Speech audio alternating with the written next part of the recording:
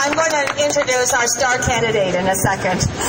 I just want everybody to know that I have been walking the streets of Vancouver morning, noon, and night, and I am seeing a sea change in the way people are responding to me and the Green Party. I've been doing this for a long time, and I have never felt this kind of election fever before, in terms of people coming up and saying, you don't have to hand me anything, I've already decided, I'm voting Green. And I think they're doing it because they're fed up with what they see in the other parties. I think they feel that their future is not being considered in the decisions. The parties are looking more to what's in their own best interests rather than the best interests of the people of this country. I think they're doing it because they feel that the decision on the part of the TV consortium to exclude our leader, Elizabeth May, from the nationally televised debates is a wrong, undemocratic, and unfair decision. And the way to regain a fairness in our democracy is to vote Green. The woman who should be at that table, Elizabeth May, over and over, people tell me, I loved her in the last debates. She was the spark. She was the one that raised the issues that the others won't raise if she's not there. She is the voice of 1 million Canadians who voted Green in the last election. She is the voice of our children's future. I am so terrifically proud to be Deputy Leader to Elizabeth May. She is going to win in Sandwich Gulf Islands because I trust the voters in Sandwich Gulf Islands to elect the very best representative, and that is Elizabeth May.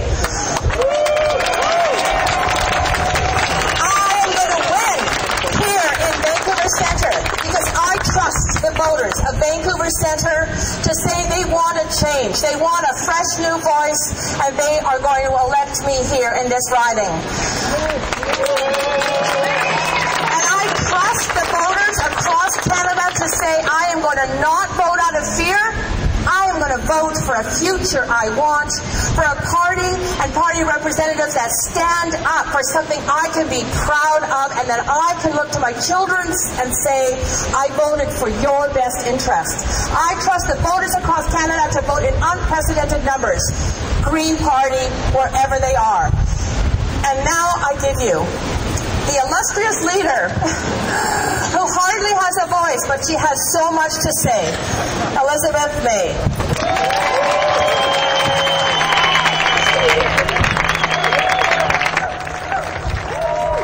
Don't we have a wonderful, wonderful candidate here in Vancouver Centre, an Adrienne Carr, who so deserves to be in Parliament. She's done so much in British Columbia. Just watch what she can do on Parliament Hill. And I'm very grateful to our bicycle-powered microphone, because as you can tell, this fresh, new voice is not sounding so very fresh or so very new. I'm no less motivated. I just came through, I haven't added up how many rallies for democracy we've had across Canada. We've had amazing turnouts in Hamilton and in Halifax, in Montreal, in Toronto, in Guelph, right across the country, in Orangeville and Waterloo, and we have one more this evening on Vancouver Island, close to my home. Why we were calling this a rally for democracy, it's really, Adrienne's made the point already, how anti-democratic this is. Someone came up to me, I don't know where you are now, just before we started the rally, and said, I don't understand how a group of media executives have this much control over how our elections are run. How did that happen? Here you are. You asked me that question. And it's really an explanation without a reason. They took the control when they first started running the leaders' debates to control how they had the feed, who did what logistically. And I don't know when they decided to call themselves the consortium. They should have called themselves the Star Chamber. It would have been so much simpler. The cartel. We'll tell you what you need to know and when you need to know it, and what leaders are worth hearing and what leaders aren't.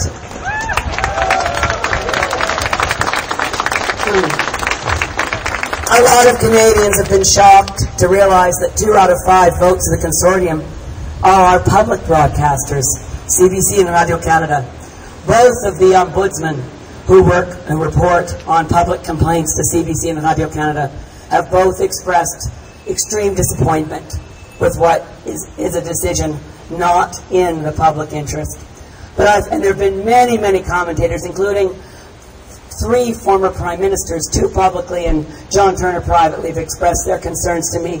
But Joe Clark and Paul Martin have both said Greens should be in the televised leaders debate tomorrow night.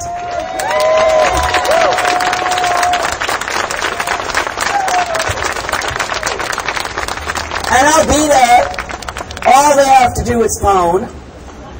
Anywhere, anytime. I don't need a day off to practice. I'm ready. I can do this. At the end of the 2008 election debates, a lot of people were kind enough to say that I'd won the debates.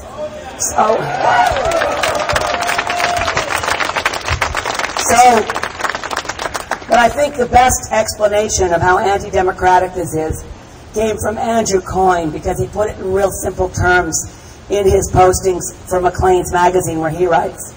And he said it reminded him so much of General Motors and Ford sitting down with the television executives and deciding it wasn't allowed to run Toyota ads anymore. It's so anti-democratic. It smacks of collusion. And we have to ask ourselves, why is it happening? We can't possibly know the reasons of the cartel's, the consortium's decision, because they really haven't given us an explanation. I know from having met with the consortium on 2 previous occasions, not with the current chair, but with the 2 previous chairs in the group, that they have no rules. So don't let them snow you with, we didn't pass some threshold rule test. They have no rules. They have no criteria. They have no guidelines. What they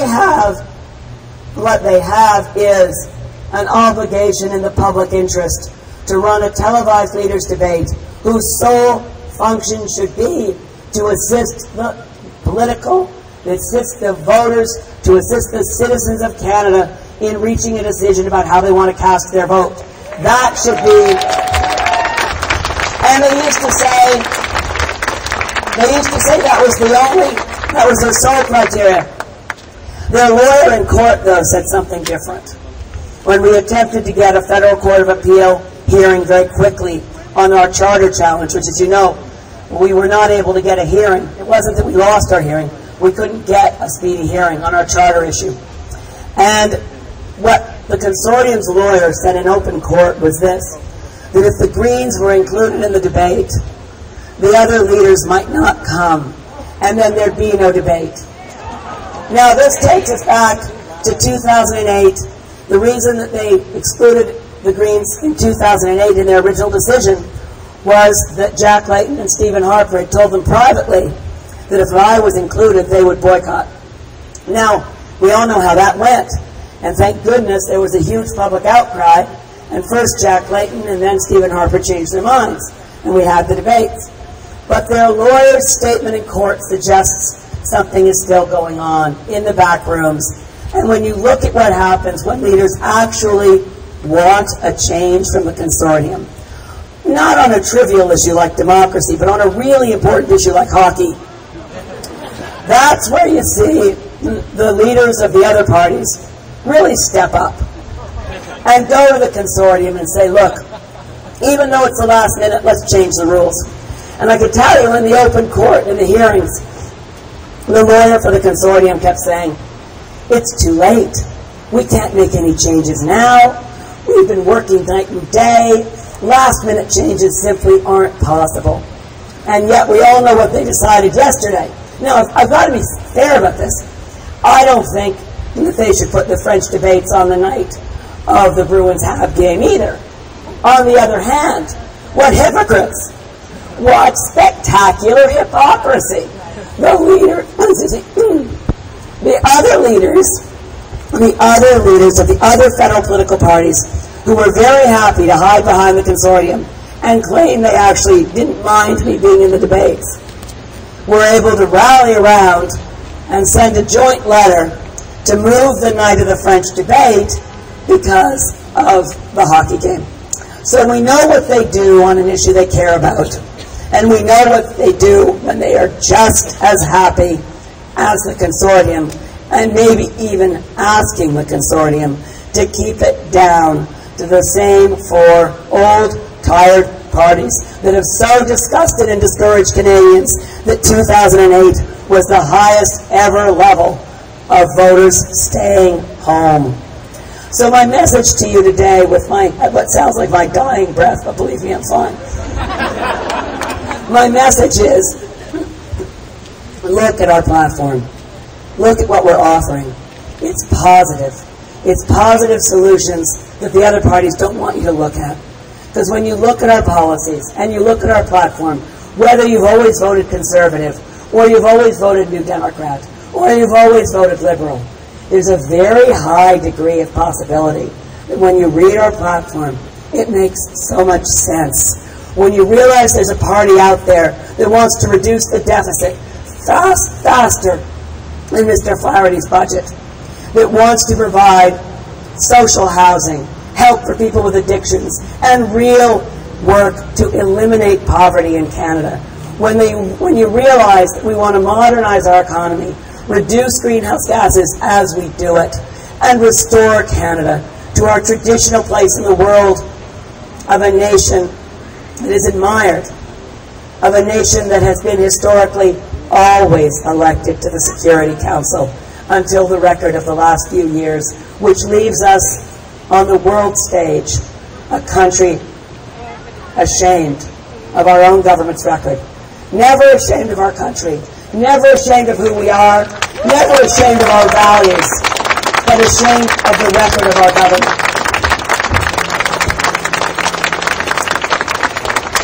So, in the last 24 hours we have to influence the consortium's decision. I urge you to continue and restart and resend all of your messages.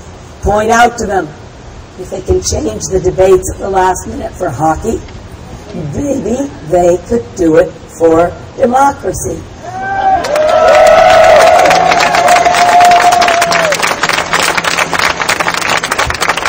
Who knows? Maybe they won't be so afraid of me now that they realize I can hardly talk. But someone's afraid of what we have to say. Someone's afraid of hearing that the biggest single spike in our healthcare costs is due to the pharmaceutical industry and our unwillingness to take them on. Someone might notice that food safety is compromised by designing our agricultural and food policy system around globalized agribusiness instead of around the family farmer.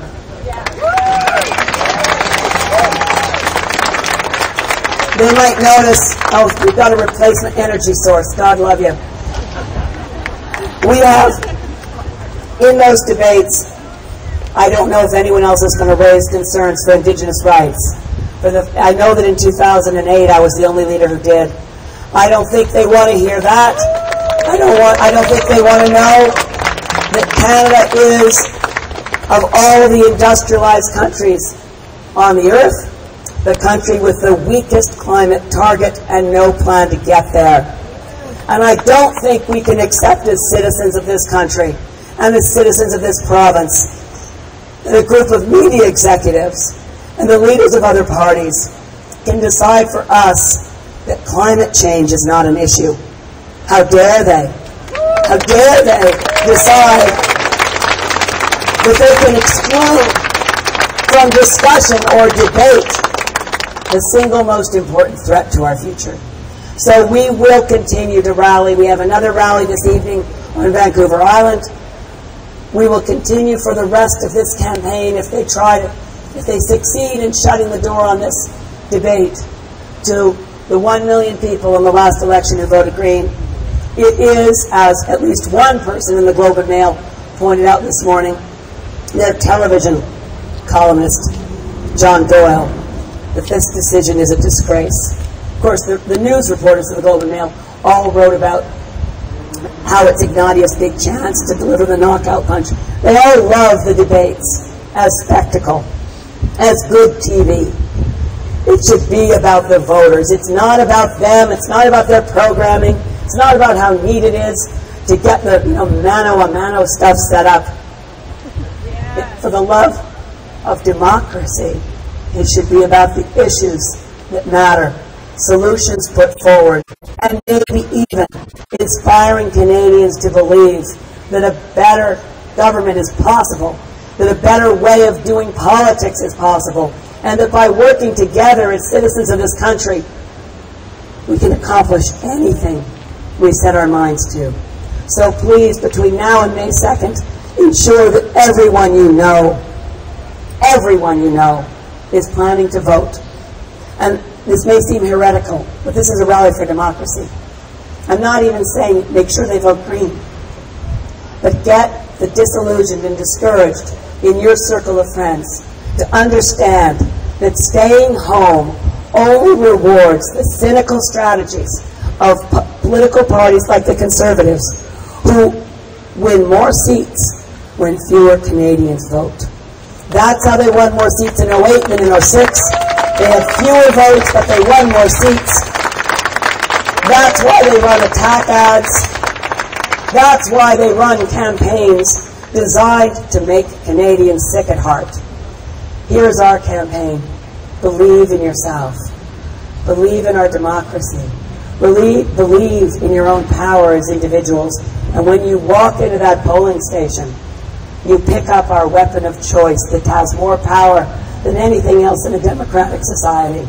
That little tiny stubby yellow pencil. You pick that up and you put your X for positive change, for hope for a better world, for an economy that makes sense, to eliminate poverty in this country, and you vote for your own future. It's time. Vote green. Thank you.